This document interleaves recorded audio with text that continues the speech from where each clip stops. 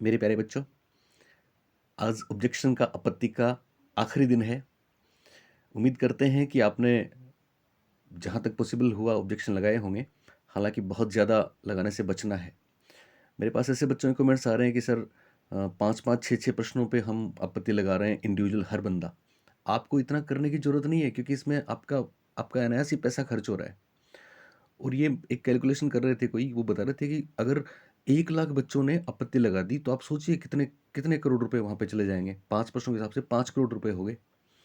तो ये अनायास खर्चा है, ये बहुत गलत बात है। हालाँकि जो एक्सपर्ट्स जिन्होंने पेपर बनाया है, ये ये ये उनके लिए बस मैं क्या बोलूँ, काबिल-ए-माफ़ी नहीं है।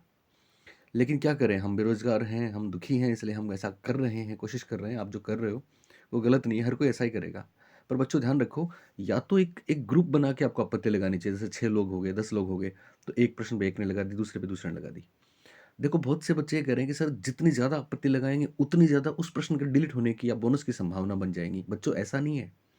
हालाँकि ये बात सही है कि ज़्यादा आपत्तियाँ लगती हैं तो उसको बोर्ड के जो एक्सपर्ट कमिटी बनी है वो उसको उसको सीरियसली देखेंगे। तो सीरियसली तो वैसे ही देखेंगे, ठीक है ना? और एक भी आपत्ति नहीं लगी, फिर भी उनको एहसास हुआ कि ये प्रश्न डिलीट होने लायक है, तो उसको भी डिलीट करेंगे वो।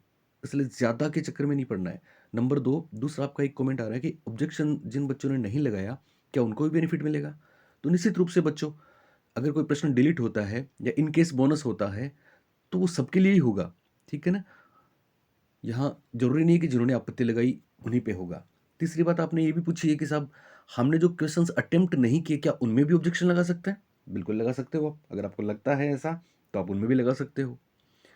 एक सवाल ये पूछा जा रहा है कि साहब जिन बच्चों ने एग्ज़ाम ही नहीं दी, वो भी ऑब्जेक्शन लगा सकते हैं क्या? तो इसका जवाब है नहीं लगा सकते, क्योंकि आपको ऑब्जेक्शन में अपने रोल नंबर लिखने होते हैं। ₹100 की फ़ीस भी लगती है, तो वो बच्चे नहीं लगा सकते, ठीक है? एक और बात आपने पूछी है कि सर इसका रिजल्ट कब तक आ जाएगा, तो मैं आपको बता दूं, आज शिक्षा मंत्री की घोषणा होने वाली है। और हमने जो अभियान चलाया था, हमने जो सोशल मीडिया पे कोशिश करी थी कि सब फर्स्ट ग्रेड और सेकंड ग्रेड का रिजल्ट पहले दें और थर्ड ग्रेड का बाद में दें, लगता है वो कामयाब होगा और हर हालत में ऐसा ही होगा।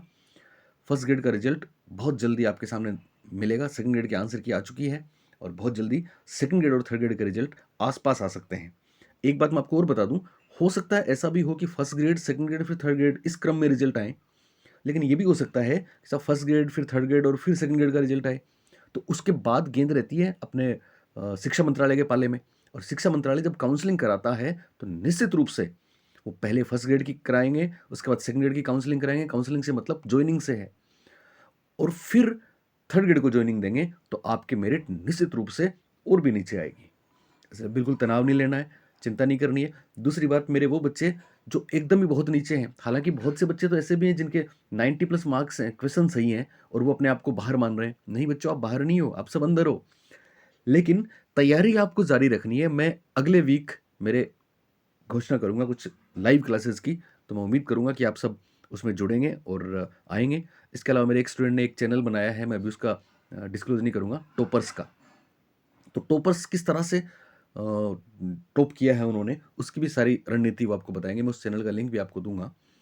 अब ये मेरे कुछ फ़ोटोग्राफ्स थे पहले के पुराने, तो वही मैंने आज लगाए हैं थंबनेल पे। ये मेरे कुछ बच्चे थे, ये लोकेश बच्चा है, अधिगम ऑफ़लाइन की क्लासेस की बात है ये, ठीक है?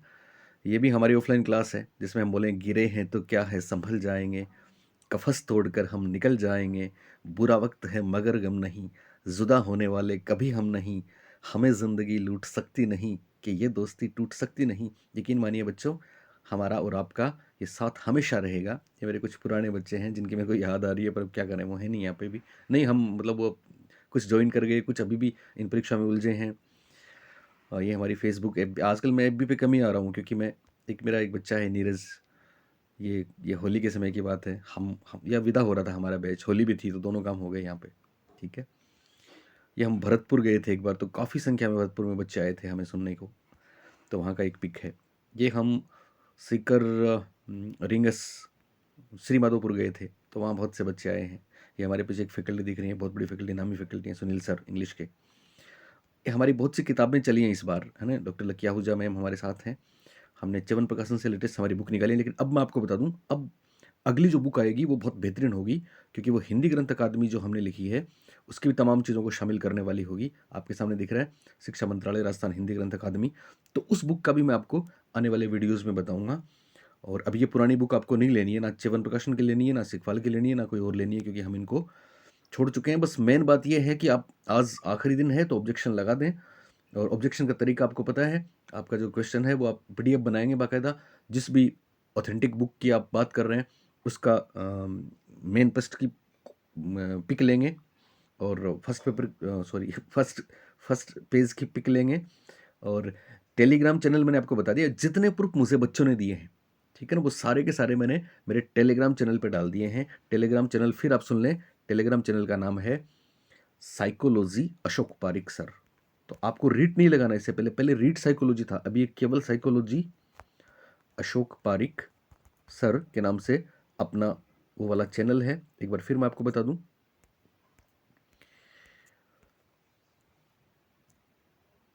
ग्रीन कलर लेते हैं चैनल का नाम। बहुत से बच्चे कहते हैं सर लिंक बताओ, तो लिंक का मतलब ये हुआ कि सब मैं आपको बता ही रहा हूँ ना। अब इससे इससे उसको सर्च कर लें, साइकोलॉजी लिखेंगे पहले आप, साइकोलॉजी, और फिर हमारा नाम अशोक पारिक सर। सर नहीं लिखेगा चलेगा, अशोक पारिक सर, आपको टेलीग्राम चैनल मिल जाएगा। अब में बहुत से बच्चे ऐसे हैं जो हमारे चैनल पे अभी भी नए हैं, अभी भी उन्होंने सब्सक्राइब नहीं किया। तो मैं उनको बता दूं बच्चों, आने वाले टाइम में आपके लिए बहुत फ़ायदेमंद रहने वाला है। तो आप हमारे चैनल पे कहीं पे लिखा हुआ है सब्सक्राइब, क्या लिखा हुआ है सब्सक्राइब, आप उसको जरूर टच कर दें, ऐसा लिखा हुआ है सब्सक्राइब, ठीक है।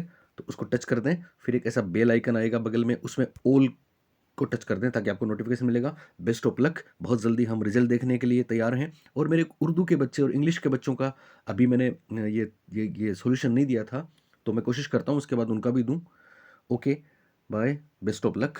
आगे की तैयारी जारी रखनी है। आपका सिलेक्शन होता है तो भी अगली मंजिलें बाकी हैं, और अगर आपका सिलेक्शन इस बार नहीं होता है तो भी चिंता करने की कोई बात नहीं है। हम वापस से बहुत टॉप रैंक के साथ सिलेक्शन लेने वाले हैं। Good bye, best of luck.